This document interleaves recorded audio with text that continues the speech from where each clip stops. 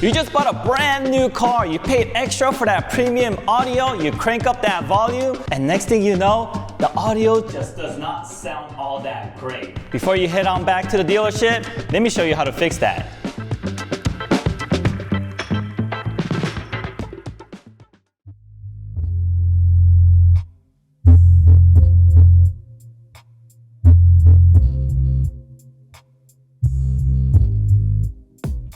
So we got two options. First option is to redo your whole entire sound system, which will cost you an arm and a leg, or you can go back to your dealership, trade your car in for a more expensive vehicle, which will cost you your other arm and a leg.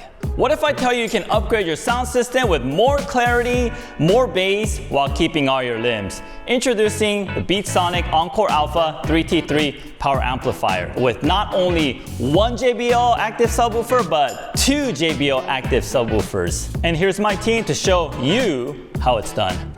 So we just have a layout of everything that we're going to need. Obviously this is going to be for a dual sub setup. So we have two sets of RCA cables, RCA splitters. We have the remote wire, ground wire, power wire, the two speaker wires that are going to go into the sub. Since that Toyota does have JBL, we have two of the volume control knobs that we're going to go ahead and mount to the side. Of course, you're going to need a wire stripper, crimper, and then you're going to need a wire cutter, panel removal tools to route the wires, and of course electric tape. And in normal conditions, you would need this fuse that goes to the battery, but since we're using our EAZ CO2 and we're drawing power from underneath the seat, this is not recommended, or actually it's not even necessary. So you won't need it, but in normal conditions, if you are doing that, you've seen our other videos, that's what you'll need. And then if you're doing a single setup, of course, you won't need these. And this is what you'd be getting. And this will be the EAZ CO2. This is going to be compatible with power seat Toyotas. Of course, that's where we're going to be drawing power from. We got power and ground. You're going to ground that to the chassis. That one's going to draw the power. You want to make sure this is fully intact. It's a 20 amp fuse. Be careful what power you're going to output from your powered subwoofers. We do recommend staying underneath like the 220-ish wattage for the subwoofer. Obviously, because we're running power from under the seat, it's a little bit limited. We're not going direct to battery. If you're going direct to battery, you don't need to worry about that. First thing I'm gonna do, since we already know this fits, we've done this in another video, I'm gonna go ahead and connect the battery, remote, and the ground wire by using a Phillips head screwdriver. Be careful when you do it. You don't wanna strip these. And then the RCAs obviously are gonna go right in here. Last but not least, we got this subwoofer volume controller, and that's gonna plug in right here. We'll plug this one in last just because we wanna make sure we route this and get everything done, and you know, it's the easiest one to just plug in, so we don't worry about that until the very end. First things first, since we're going to be using the RCA outputs and installing two subs, we're going to be routing the RCA cable and the remote wire from the center console, which we're going to be installing and mounting our amplifier. So the remote wire RCA cable is going to go from here all the way throughout here and route underneath here. So first, let's begin with removing this panel here. Next, let's go ahead and remove this panel here. Inside, I believe there is a screw. So that is the screw we are going to be removing. Just turn it counterclockwise. Don't lose this. And from here, we will remove this little side piece here. Grab a thin plastic panel removal tool and just pry it in and pop it straight out. Listen up, this is very important. All right guys, so here's how our ENA-3 is gonna work with two subwoofers. But since we're gonna be installing a subwoofer today, we're also gonna be utilizing these RCA outputs as well as this separate remote wire to go ahead and offer a remote output connection to an additional subwoofer, which we'll be using for our two JBL subs that we'll be installing today. Okay, let's show you guys how it's done. This is what we call an RCA splitter. One RCA splitter will go here, and the other one will go here as well. And we have an RCA cable here, which will pair perfectly with the splitter. And to make this extra secure and not fall off, listen up, okay? I'm gonna use some electric tape to kind of wrap them together. And if you guys can do this with your hands, check it out. Let me know down in the comments, okay? Only OGs can do that. Next up, we're gonna be routing the other end of the RCA from behind the head unit, behind the dashboard, right out here, coming in right out here. You know, when you're routing all these cables and stuff, it kind of feels like you're fishing. If you guys fish in the comments, let me know where you guys' biggest PP is and what kind of fish it was. Next, let's go ahead and route our remote wire. So for now, before we tap into it, we're just gonna route it the same way we just did with the RCA cables. And at the end of the day, guys, instead of scratching up your hand and everything, get a cable routing tool. It's also used for like plumbing and stuff too, like kind of grab hair out of like your drain and stuff, but don't use it for that. Use it for wire routing. And I'm gonna go ahead and zip tie the rest of the slack here and make sure you guys do the same, okay? Listen up, this is very important. Before you guys zip tie anything, make sure you guys double check you have enough slack. Very important, otherwise you're gonna have to undo your work and do it all over again. Next up, we are gonna be routing the cable alongside here to the door sill. And we're actually going underneath the carpet in between the seat rails. There's actually like a factory carpet hole. That's where we're gonna be sticking up the RCA cable and the remote wire through. Hey guys, make sure you guys organize your wires along every single step of the way. That way there's less cleanup work once it's all installed. Now we'll lift this. You could use a panel removal tool. This last one, you could just take this all off at once.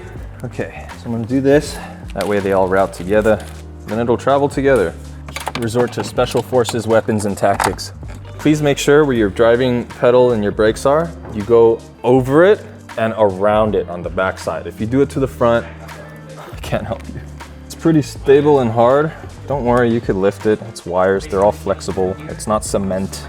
It's not paper mache, even if it looks like it. I'm just gonna do a simple knot here. Then, so this right here, we're gonna lift it, and you'll be able to feel under here. When I route the thing, I'll plant this on there, and then we'll pull it, and it'll all come out on that end. Next up, let's install our EAZ CO2 power seat cable harness. And if your vehicle comes equipped with powered seats, either if it's on the driver or passenger side, our EAZ CO2 will work to power your amp or subwoofer, whichever one you want. And the way it works is it daisy chains between the factory connector and the factory harness, which will provide you power and ground. Listen up, this is very important. If you guys don't have powered seats, good luck. You guys need to route power from your vehicle battery. If you guys have hybrid though, it's not that bad. It's actually in your trunk. Most likely, I think, but check. Alrighty guys, so here we have our two remote wires, one for each side. I'll strip it slightly more. Twist, twist, twist, and you shove it in the hole. On the biggest one, 5.5, just grip it, crush it. Well, you don't crush it, you crimp it. You do a little tug test. These you don't need to worry about as much, about the length, because these are a little bit further. When they make one big pointy thing, you shove it in the hole here, you crimp it, same exact way. This one shoves in there. Listen up guys, this is very important. Make sure you electric tape all these wires and tap whichever ones that you do and crimp them together so that way they don't come undone and they don't short anything. Let's carefully maneuver our screen back in. Okay guys, so we're gonna be routing the bass control knob wire underneath the passenger footwell panel here, and we're gonna use the wire cable routing tool to route it through the footwell here, straight through the center console and out to the driver's seat. Alrighty guys, and it's coming out through here, and from here, we're gonna tuck away all alongside here. Okay, so for this, I'll have this one plugged in here, just so I know how much slack I need underneath the seat rail. Okay. So from right here, I'm going underneath that seat bracket right here, and this is gonna follow suit exactly where these two RCA and the remote wire is. I'm gonna follow it, tag it along, clump it in the same position that I did Ben's, and then we'll meet the two remotes, or the remote knobs in the front. We'll just put these back on just for now, because we know we're not gonna need that anymore. It's easier for cleanup. And then before we move everything up, I'm just gonna put all these covers back on. Alrighty guys, and the moment you've all been waiting for. Here's our JBL sub that we're gonna be working with. We are gonna connect the EAZ battery here, the ground here, and the remote here with some screws. The RCAs go here, and the remote cable goes here. Very, very simple and easy.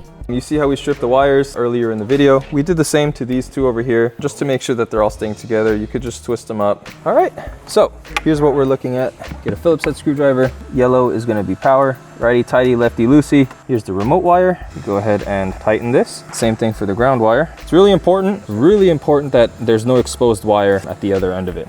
Last thing is gonna be what we'll do here. I'll tie this one with the remote wire, and then we're gonna do two side zip tie just so that it comes out a little bit thinner. Just like this. And then these will go in and down there. Right over here. If you see the EAZ, it's kind of sticking out. I'm gonna zip tie it. So now what we're gonna do is we're just gonna press the two. Then we're gonna go around this crease. Alrighty guys, and before you tuck away everything, make sure you guys test out everything. Make sure everything is working properly. Can't wait for you guys to listen to the after. All we're gonna do now is just clean everything up, put everything back, bolting in the radio, and let's just show you guys what it sounds like.